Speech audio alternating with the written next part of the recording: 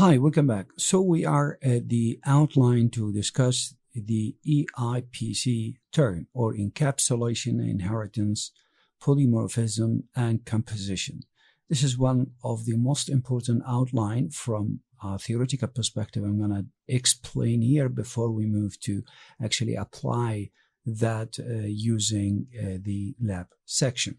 So let's go ahead and discuss the actual definition of each one of these terminology. And I want you to know that these four principles are actually twined with the concept of object-oriented from the very beginning. And that's one of the kind of a big advantages when it comes to work with an object-oriented framework. So the first actually term is to speak about what's so-called encapsulation. Well, the definition from theoretical perspective to define the fact that objects that we know very well for now, what does that mean, will contain both the attributes and the behavior inside. So I want you to start to imagine it's a kind of encapsulation. So we have this object that we define, like in the previous examples, with an employee or a car or whatsoever, and it has its own attributes and it has its own behavior. This is the first thing that you could say encapsulation is illustrating. It has an interesting fact related to another term, which we call it an interface. So I want you also to be very much familiar. I think in the class when we were talking about the UML section, we encountered with this term, in which it has its own shape and drawing aspect. I said we will talk about it. So here is the actual couple of terminology between encapsulation and interface. So what I want you to think is that an object in an example that calculate the square root of a number. Imagine when you have this kind of a calculator, all what you see just a prompt of a text telling you give me a number and then just tell me what you want to do with it. Imagine the entire calculator has only one operation, is to find out the square root of any number you give it. Now what happened, you must provide an interface, and this is the interface where the user or the end user can only see, which is just a prompt text that obtain the result and display the result as well. However, the internal attributes and algorithms or behaviors used to calculate the square will not be made available. So in the back end here, once I give him, I want the square root of 2, for example, or 4 or 5 or whatever number. At the back end, there is an engine here doing all the job in a form of a black box, if you will. So from like more physical abstract representation, imagine any home appliance that we have at home. All what we do is we connect to that electric plug. Now this electric plug get the electricity from somewhere, now from the implementation side. Now this implementation, how run the electricity, how generated the electricity, we don't really care. Is it generated from normal fuel, from sun energy, from a nuclear? It doesn't really matter, but there is an interface that the end user just see. And all what they have to do is just connect the appliance to that interface. It's time now to start to connect the dots all together. Word of a private and public, and also implementation. So what do we mean with private? We mean they belong only to a specific area. We don't want to be exposed to others. What do we mean with public? They are accessible by some other objects or methods out of the class. Now, to make this more clear, the interface in this case, actually, that I was talking about, it would represent the word of public. And everything inside the black box that the user does not need to know how the method works, what kind of algorithm is been executed, is called kind of a private. And the implementation, what I mean is how to link this back end with the front end and do all the exact job without the user being involved to actually care about what happens behind the scene. Let me show you an example with this particular UML that I have drawn for the same problem we're talking about, the square root. So we got this object, or we create a class out of it using UML, but this is the name of the class called integer square, and it has, of course, as we said, the attribute and the behavior or the methods. In the attribute side, it's just only one attribute, is to call a square value, which expected to be an integer. And the method, there are two of them. Now, if you remember plus and minus we spoke about. Now minus means these are private attributes that the end user will never see.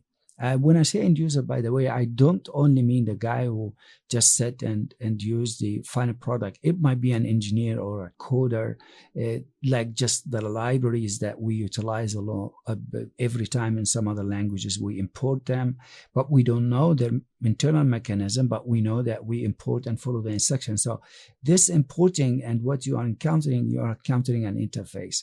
This is the idea. And then we have this public kind of method called get the square. Now, if I translate this into a programming language using any of those object-oriented, I have chosen here to show you with Java. Although we are using Python, but I just wanted to show you the concept is still the same. So we create this class name, and it has, what is the first? It has the attribute that we're talking about, and it happens to be private. That's why we put the minus. And then it has a public interface. We call it the get square.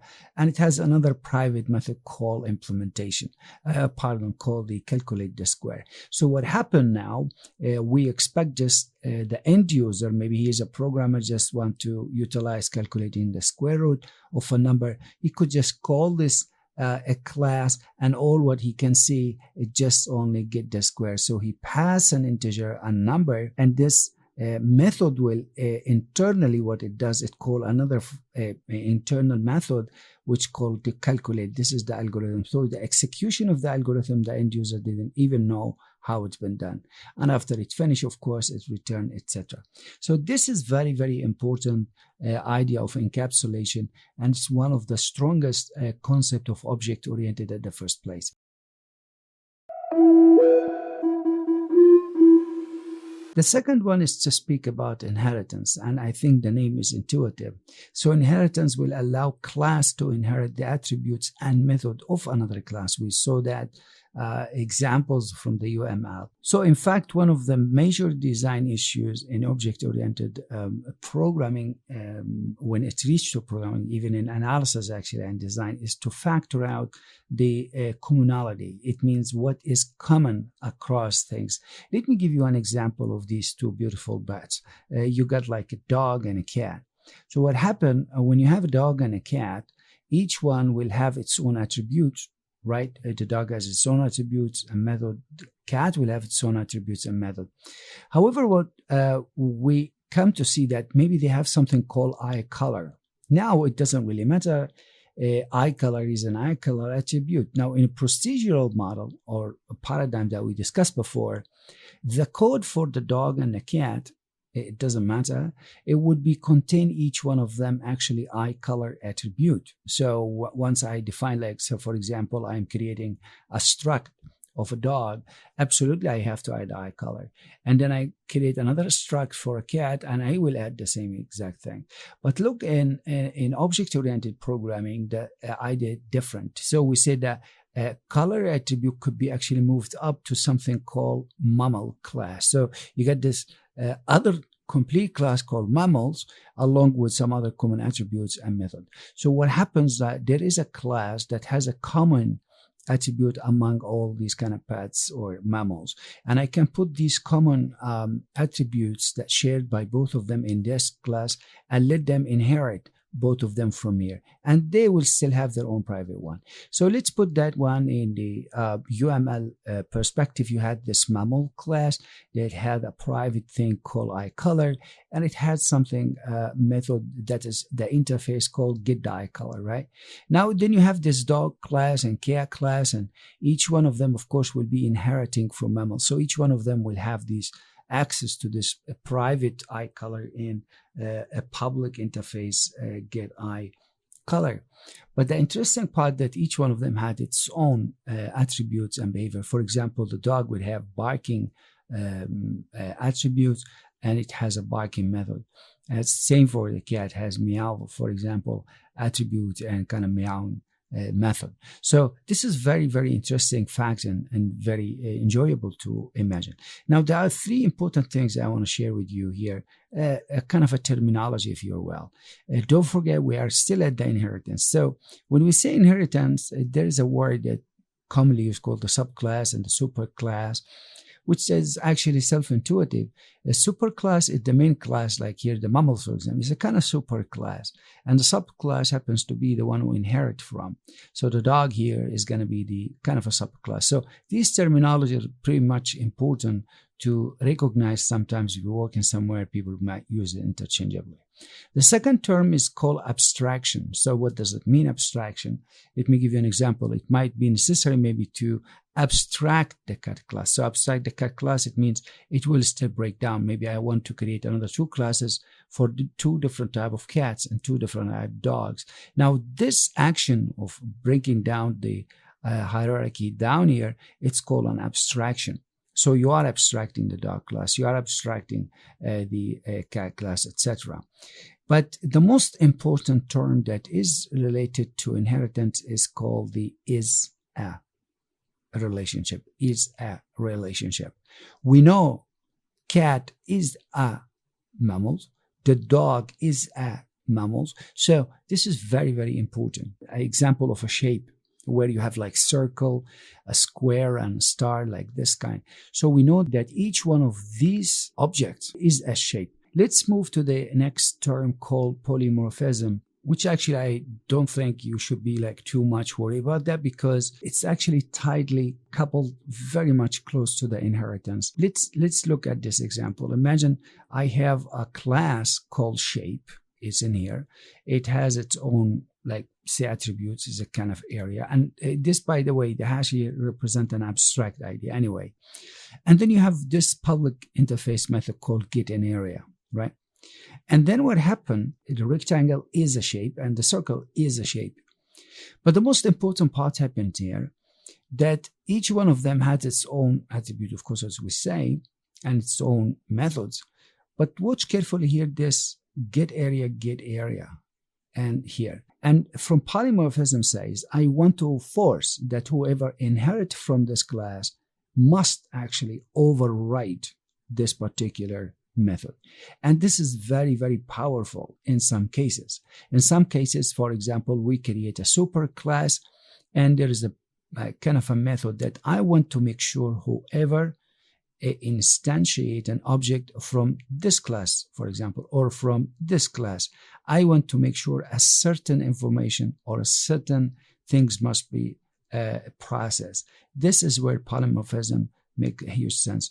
And it's always related to this term called override. So in our particular example here, if I translate this into kind of code, once again, I am just using Java to show you. You can use any other language. So I create this class called shape, which is the superclass here. And you know that it has this private kind of attribute. And then you have this public interface. Let's go and pick up the first class called circle. So it extends shape. It means it inherits from shape. It has like a kind of a radius, its own methods, etc. There is this area here called construct, which we will talk about it in details. But for now, just I want you to neglect that. But the most important part to see, this method called getArea, which was actually defined in the main class that we inherited from as an abstract. It means it must be overridden. Same here, when I just create the other class called rectangle, I would do the exact same thing by overriding this getArea. From a Python perspective, as a programming language, I want you to know that polymorphism is a pretty cool, but it is not a word that you will actually hear quite often in Python. Another word, this sort of polymorphism in Python is called ducktable, which means if you have a class that inherits from other class, I don't have to explicitly actually ask him to override. Most important is to understand what is inheritance and what's encapsulation in principle. Now, polymorphism is a kind of feature.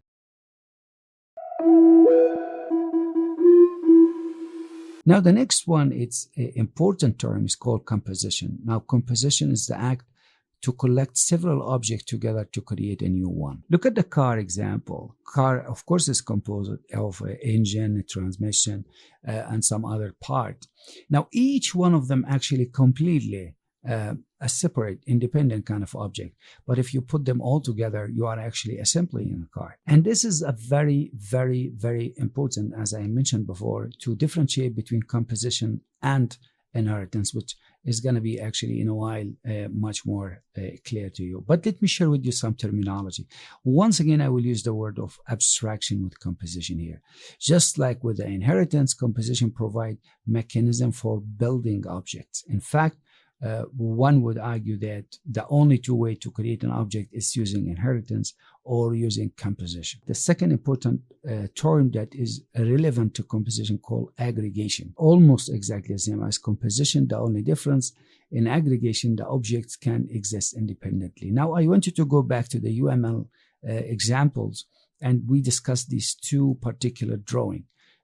One actually was representing the dependency and the independency when we talk about the actual relation between them here. We call this as an aggregation. So what this is an aggregation, because when we take the example of employee and company, we know that number of employees together will form the company. Now, if the company is ceased completely closed, doesn't mean that all employees will stop working forever. They will find a new job. This is a kind of aggregation relationship. They are independent. And then we had another one to represent the relation between, for example, contact and contact book. A few of contact will form the contact book. If I delete the contact book, result, all the contacts will be deleted. This is a kind of dependency. But both of them are representing the concept of composition. But the most important term to be associated with composition is called has a relationship, which is quite a bit, should be clear. We know the car has tire, car has an engine, but we don't say car is an engine. You see, this is what differentiates inheritance from composition, and I hope that is quite clear to you. Now, last outline of this unit, we are going to be talking about how to think in terms of object and close down all the theoretical things that we've been talking and establishing throughout this first outline. That's exactly what we're going to be doing next. I will see you then.